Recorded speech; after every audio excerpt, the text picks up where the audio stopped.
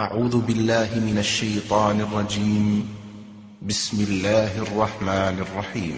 قل إن صلاتي ونسكي ومحياي ومماتي لله رب العالمين لا شريك له وبذلك أمرت وأنا أول المسلمين. بسم الله الرحمن الرحيم. إن الحمد لله نحمده تعالى ونستعينه ونستغفره ونعوذ بالله من شرور أنفسنا ومن سيئات أعمالنا. من يهده الله فلا مضل له ومن يضلل فلا هادي له، وأشهد أن لا إله إلا الله وحده لا شريك له، وأشهد أن محمدا عبده ورسوله. وبعد، أيها الإخوة والأخوات، السلام عليكم ورحمة الله.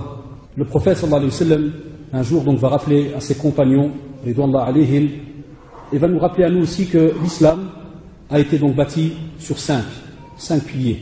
Ce premier pilier donc qui est la shahada, l'attestation de foi, le fait d'attester qu'il n'y a aucune divinité digne d'être adorée en dehors d'Allah subhanahu wa ta'ala, et que Muhammad sallallahu alayhi wa sallam, qui est son prophète et son messager. Accomplir la prière, verser la zakat, c'est un peu obligatoire, et accomplir aussi le jeûne de Ramadan et le pèlerinage à la maison sacrée d'Allah subhanahu wa ta'ala, si jamais les conditions donc de voyage rendent la chose possible. Lorsqu'on choisit comme titre les 5 piliers de l'islam, c'est vrai que cela peut étonner certaines personnes, se dire tiens, c'est la base. Mais ce qui étonne le plus, c'est de voir qu'aujourd'hui, autour de nous, à force d'avoir traité tellement de sujets, eh bien justement l'essentiel, la base, on l'a des fois oublié. Et à force d'avoir traité tellement de sujets, on oublie que les sujets que l'on a traités ne peuvent, wallahi, fonctionner et aboutir que si l'on a compris la base, qui sont justement ces 5 piliers de l'islam. Et aussi, si on a remarqué qu'il y a tellement de problèmes autour de nous ces derniers temps, c'est parce que justement cette base a été délaissée. Et lorsque l'on voit qu'il y a aussi beaucoup de bien autour de nous, c'est parce qu'alhamdulillah, il y a encore des personnes qui sont rattachés à ces 5 piliers et qui ont compris le but de ces 5 piliers, qui ont aussi mis en pratique l'enseignement qui émane justement de ces 5 piliers. Ils ne sont pas vains, wallahi. On ne dit pas tout simplement, comme on le voit autour de nous, 5 petits piliers, on les récite vite fait, bien fait, mais qui, mashallah, ils sont remplis d'enseignements. Il y a un tas de choses qu'on est censé savoir. Lorsque vous parlez par exemple de la shahada, cette phrase qui sort de votre bouche, cette phrase qui pour certains, en vérité, lorsqu'ils étaient petits, n'est pas nécessairement sorti de leur bouche, étant donné que le prophète sallallahu alayhi wa sallam nous a rappelé que yuladul waladu ala al-fitra, l'enfant à la base, à sa naissance, il est musulman, il est pur. Et puis c'est après ses parents qui vont lui donner donc un chemin, soit il devient chrétien, juif, mazdéen, mais il n'a pas cité musulman, parce qu'il reste soumis à Allah subhanahu wa ta'ala, jusqu'à ce que ses parents vont lui donner donc ce fameux chemin. Et d'autres, subhanallah, nos frères, sœurs, je sais que le mot est toujours bizarre, converti, reconverti, il y a eu plein de débats par rapport à ce mot. Ceux qui, alhamdulillah, un jour ou l'autre, ont ouvert les yeux et ne sont revenus qu'à la base. Et ont répété justement cette attestation de foi, cette shahada. Et ont rappelé justement donc ce pacte solennel entre eux et Allah subhanahu wa ta'ala, et aussi entre eux et leur prophète Muhammad sallallahu alayhi wa sallam. Il est un fait que cette phrase est là justement pour te rappeler, chers frères et sœurs, que tu as donné une parole.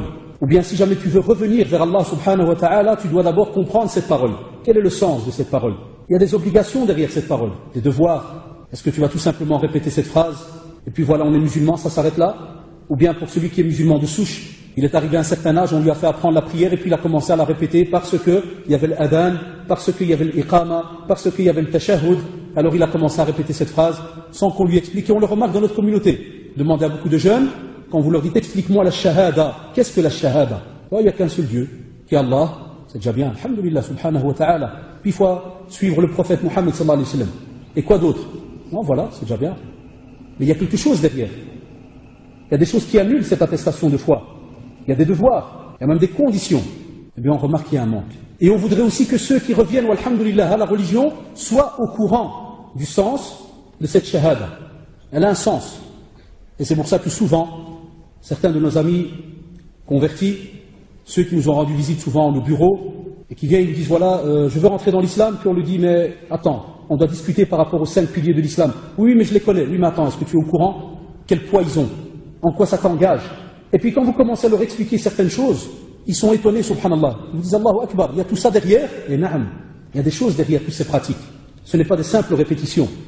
Et c'est pour cela qu'alhamdulillah, on remarque alors que la personne qui se pose des questions par rapport à cette attestation de foi, la remet en pratique comme il se doit, on voit franchement une différence dans sa pratique. Par rapport à un autre qui pratique comme ça par routine et qui n'est pas au courant de certaines règles, on voit la différence à ce moment-là. La shahada, comme vous le savez, elle a une place immense pour nous les musulmans. C'est le premier pilier de l'islam. tu vas donner une parole à Allah subhanahu wa ta'ala, tu vas donner cette parole qui est que tu ne reconnais aucune autre divinité. Personne n'est digne d'être adoré. Personne. C'est une négation totale en dehors d'Allah subhanahu wa ta'ala. Tu vas te voir aussi te renseigner par rapport à Allah subhanahu wa ta'ala. On explique rarement ça aussi à certains de nos amis qui reviennent vers la pratique religieuse. La preuve, ils ne savent même pas des fois, entre guillemets, où est Allah subhanahu wa ta'ala. Question qu'a posé le prophète sallallahu alayhi wa sallam à la petite fille. Où est Allah subhanahu wa ta'ala? Lui a dit, il est fils sama. C'est l'aqidah que a normalement Ahl Sunnah wal Jama'a. C'est la foi que l'on doit avoir. Et à ce moment-là, commence alors cet apprentissage.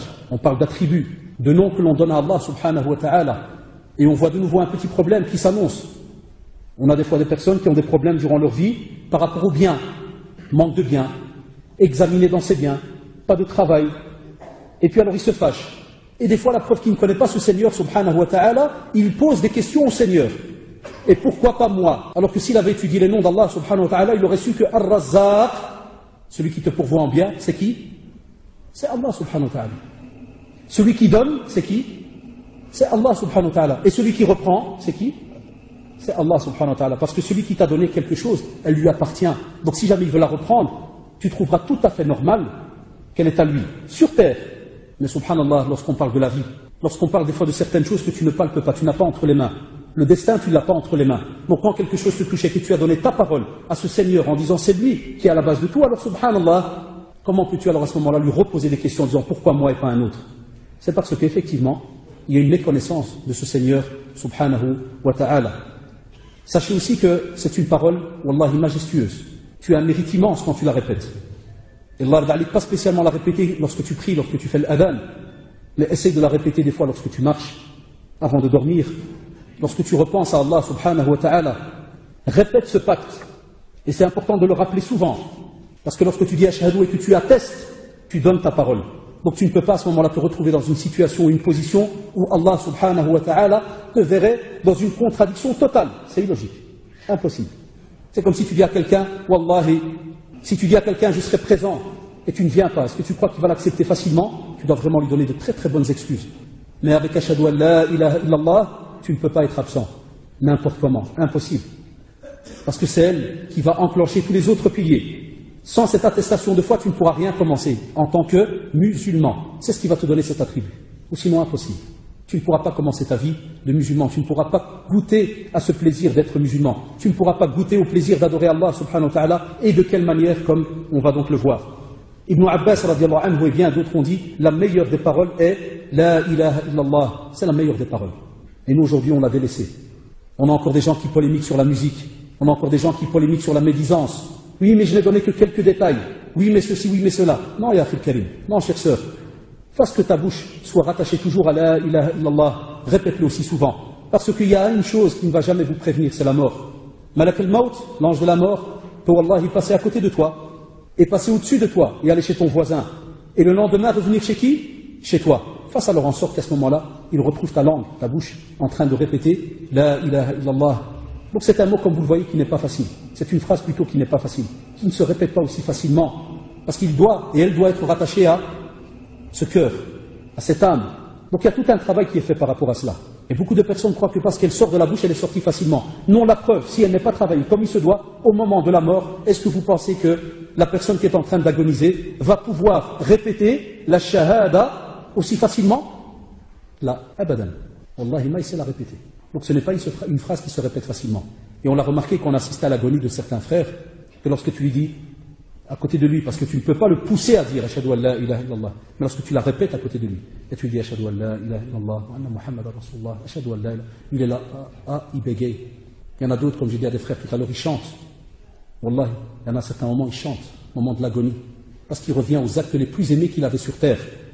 Amma celui qui était tout le temps habitué à la ilaha illallah, celui-là subhanallah. Mais parole et pratique comme on va le voir. Celui-là il la répète mais d'une limpidité incroyable. Et des fois j'assiste à des personnes âgées, fort âgées, vraiment des 90 ans, âge grabataire. Sa peine, des fois même sa famille me dit subhanallah, il ne parlait plus. Ça fait une semaine qu'il ne parle pas. Une semaine qu'il n'a pas parlé. Et il y en a parmi vous qui ont assisté à cela dans leur famille. Une semaine, pas un mot. Et maintenant vous avez répété à côté de lui la shahada, subhanallah, il la sort, la phrase sort. C'est normal parce que la shahada n'est pas une phrase vaine que n'importe quel jeune maintenant quand il est vraiment à l'aise, tu dis la shahada, ouais, ashhadu an la ilaha illallah. Non, elle sort parce que c'est de la théorie générale. Que Wallah, même un non-musulman peut te répéter. Il y a des non-musulmans qui vont et qui suivent des cours de théologie. Il peut te répéter la shahada, il la connaît, il l'a dit en phonétique, tout ce que tu veux. Mais lorsqu'il arrive le moment le plus important, et c'est ça qu'on oublie et qu'on néglige. Voilà pourquoi le sujet de ce cours. C'est pas pour vous faire 36 théories pour vous rappeler les piliers de l'islam. La plupart connaissent beaucoup de théories sur les piliers de l'islam. Mais on veut un peu ce petit côté pratique, ce petit côté spirituel. Comment vous ressentez donc cette shahada. Quand vous pensez à la shahada, qu'est-ce qui vient à votre tête? À quoi vous pensez? Comment voyez-vous les choses vraiment? Est-ce que comme il se doit ou bien elle sort comme ça facilement point à la ligne? La shahada ici, là pour prouver votre rattachement à ce qu'on appelle le tawhid, l'unicité. Et le tawhid, wallah, est à la base de tous nos actes. Parce que tous nos actes, tout ce que l'on fait, est-ce que c'est pour mon père, ma mère? Est-ce que c'est pour ma femme, mon époux, mes enfants? C'est d'abord pour qui? Pour Allah subhanahu wa ta'ala. En sortant cette phrase, en récitant cette phrase, en attestant, tu donnes ta parole que tout ce que tu vas faire comme acte d'adoration, et les actes d'adoration, de nouveau, même dans la définition, tout acte que l'on fait pour plaire à qui? À Allah subhanahu wa ta'ala, et qui est une base où? Dans le Coran et la Sunna. À ce moment-là, subhanallah, la ilaha illallah est accepté, et on va le voir après. Aussi, celui qui répète et qui connaît les mérites et qui met en pratique la ilaha illallah se sauve le jour du jugement dernier. Parce que dans le recueil authentique de Muslim, rahimahullah, le prophète sallallahu alayhi wa sallam entendit un muaddin dire, celui qui appelle les fidèles à la prière, dire, je témoigne. Donc il a entendu le muaddin dire, ashhadu an la ilaha illallah, et le prophète sallallahu alayhi wa sallam de dire, il est sorti de l'enfer. Et dans les deux recueils de hadith authentiques, dans le Bukhari et Muslim, le prophète sallallahu alayhi wa sallam nous dit, Allah subhanahu wa ta'ala a interdit l'enfer à celui qui dit la ilaha illallah en recherchant, regardez, en recherchant la satisfaction d'Allah.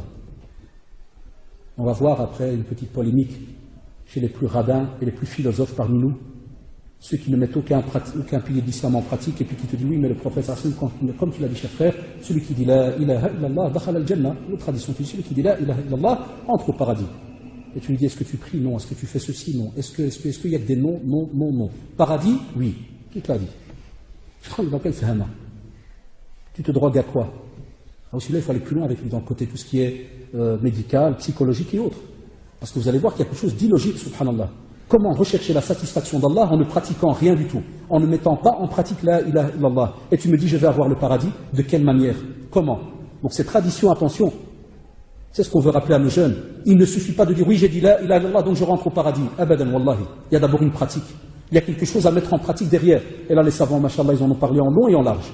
Mais ne crois pas que c'est une phrase que tu dis comme ça, rapidement, avec une mauvaise intention, comme pour dire, ah ben je vais me sauver. Non, de nouveau, l'intention est fauchée. Et si tu dis la ilaha illallah, mais à côté tu as une pratique hypocrite où tu fais des trucs bizarres, tu sais bien que ces actes-là bizarres que tu fais annulent justement la parole que tu as donnée à Allah subhanahu wa ta'ala. Celui aussi qui dit cette parole sincèrement, c'est pour ça que la plupart, là, quand tu prépares ce sujet, tous les savants, chaque fois, tu vois, chez Al-Uthaymi rahimahullah, Bin Baz rahimahullah et bien d'autres savants, même les anciens, les contemporains, chaque fois revient le mot sincère, et vous allez voir pourquoi. Il te dit, eh bien cette personne sera la plus heureuse le jour, donc, de l'intercession du prophète sallallahu alayhi wa sallam. Parce que le prophète sallallahu alayhi wa sallam, dans un hadith aussi authentique de Bukhari, Abu Hurairah radhiyallahu anhu dit, Ya Rasulallah, quel est celui qui sera le plus heureux de ton intercession le jour du jugement dernier? Ash-shafa'a. Le prophète sallallahu alayhi wa sallam répondit, je pensais à Abu Hurairah que personne ne m'interrogerait à propos de ce hadith avant toi, car j'ai vu que tu donnes beaucoup d'importance aux traditions prophétiques. Eh bien, il lui dit, celui qui sera le plus heureux de mon intercession le jour du jugement dernier est celui qui aura dit la ilaha illallah sincèrement de son cœur. Et c'est là qu'on se pose la question, pourquoi chaque fois le mot sincère revient, et vous allez voir. Le musulman doit aussi savoir que la ilaha illallah n'est pas acceptée tout simplement en la prononçant avec la langue. Voilà pourquoi on parle de sincérité, mais elle a des devoirs et aussi des droits, des obligations, et on les retrouve, alhamdulillah, cités dans le Coran et la Sunna. Et lorsque vous revenez même chez les anciens, parmi salaf salih, Ali chez Hassan al-Basri, rahimahullah, et vous voyez qu'il dit que des gens disent, celui qui dit la ilaha illallah entrera au paradis. Et il répondit, rahimahullah, Hassan al-Basri dit, celui qui dit la ilaha illallah et accomplit ses droits et devoirs, entrera au paradis. Parce que ceux qui étaient au temps du prophète, sallallahu alayhi wa sallam, regardez pas logique, mais quelle chose qui est normale, comme ils étaient au temps du prophète, sallallahu alayhi wa sallam, quand ils ont dit ashhadu an la ilaha illallah, ils ont vu directement le prophète, sallallahu alayhi wa sallam, devant eux, mettre en pratique des actes d'adoration. C'est pour ça qu'ils ont su que dire la ilaha illallah, c'est-à-dire qu'il y a de la pratique à côté. Il y a des choses, je peux faire, je ne peux pas faire. Mais aujourd'hui, comme il n'y a pas un très grand suivi dans le domaine de l'apprentissage d'un tel ou un tel, alors la personne il dit Ashhadu an la ilaha illallah, puis il part. Machallah, il est rentré dans l'islam, c'est bien. Mais qui est après lui après? Qui vient derrière lui pour lui apprendre, pour lui expliquer des choses? Un jeune qui vivait dans l'ignorance pendant des années, il vient, on lui parle dans le quartier, Kada, ceci, cela, il dit Ashhadu an la ilaha illallah, c'est bien mon frère, ça va maintenant t'es avec nous, Allah aoul. Et quoi demain? Et le lendemain, on lui repropose de nouveau certaines choses dans le domaine du haram, mais il n'est même pas au courant de tous les cours qu'il y a autour. Et un autre, quand tu lui fais la remarque, il dit ouais, mais non, il est bien, il a dit la ilaha illallah, ouais, mais il fait telle et telle chose. Ouais, mais mon frère, écoute, c'est déjà bien, il est accepté, hein. Ah, il a dit la ilaha illallah. Alors j'ai remarqué ces derniers temps que cette phrase, elle devient, subhanallah, comme un petit jeu entre certains. Pas le jeu au sens propre du terme, mais comme si c'est employé d'une manière très simpliste. Non, c'est rien, la ilaha illallah. D'autres ont comme de la pitié. Par exemple, quelqu'un va mourir dans le quartier, on savait, avec preuve et autres, pas de prière, rien, chaht. Même comme ça, on ne va pas dire qu'il est mauvais, Allahu a'lam. C'est pas ce qu'il a fait à la dernière seconde. Mais d'autres, ils te disent alors, oui, mais il disait la ilaha illallah de temps en temps, hein. Comment ça? Ouais, une fois on avait raté un virage et tout, et je l'ai entendu, Allah il a dit Allah Akbar. Ouais. Et vous aviez raté le virage, vous alliez où? On allait, vous savez bien, on me raconte tellement de trucs. On allait dans une soirée, hein? Et alhamdoulilah, quand vous avez crié Allah Akbar, vous avez raté le virage, vous êtes revenu à la maison. Non, Allah il nous a sauvés, on a continué le chemin. Hein. Alhamdoulilah. Hein. Ah ouais, ouais. Ah, ça prouve que le frère il est sincère, tabarakallah. Hein. Ah, il a crié Allah Akbar et subhanallah, la voiture, en fait, elle est revenue à droite. De nouveau, c'est des trucs de tox, hein, de fou. Allah l'adim. Là, c'est des discussions de fou. C'est Hassan al-Basri, centaines d'années avant nous. Il a fait la remarque à ceux qui l'écoutaient. C'est-à-dire que cette tradition-là, il a fait la remarque en vérité à certains qui commençaient à propager comme phrase, comme pour dire, parce que c'est un seul mot, c'est un poison, de seulement dire aux gens, ouais, dis la ilaha illallah, c'est déjà bien, vas-y. Et imaginez-vous en ce temps-là déjà, il y avait déjà l'ibada, il y avait déjà la pratique. Parce que si Hassan al-Basri, rahimahullah, devait venir aujourd'hui, je crois qu'il rajouterait encore d'autres phrases en dessous. Et il leur a dit déjà, faites attention, il faut absolument qu'il y ait des devoirs qui soient accomplis, qu'on ne la dise pas comme ça tout simplement. Alors pour la shahada, les savants, ils ont mis des conditions de la validité pour qu'elle soit valable. Alors écoutez bien. La première, vous allez voir qu'on est très loin. La première, le savoir. C'est-à-dire comprendre son sens, connaître la signification réelle, comme on l'a expliqué, de l'attestation de foi, qu'elle implique, alhamdoulilah, une négation, mais vraiment définitif, de tout shirk, c'est-à-dire le fait d'associer qui que ce soit à Allah subhanahu wa ta'ala. Et à l'inverse, il y a une affirmation de l'unicité de qui? De Allah subhanahu wa ta'ala. Et on le voit aussi que celui qui se conforme donc à cela, eh bien, il va se forcer à faire un tas d'actions, un tas de devoirs qui vont être en concordance donc avec cette phrase, d'office en concordance avec qui? Avec ce que Allah subhanahu wa ta'ala vous impose. Et à ce moment-là, Allah subhanahu wa ta'ala, il nous le rappelle, donc, et il nous dit, fa'lam annahu la ilaha illallah. C'était une phrase dans le Coran, et lorsque vous avez ces phrases dans le Coran, qui vous disent fa'lam, c'est un ordre.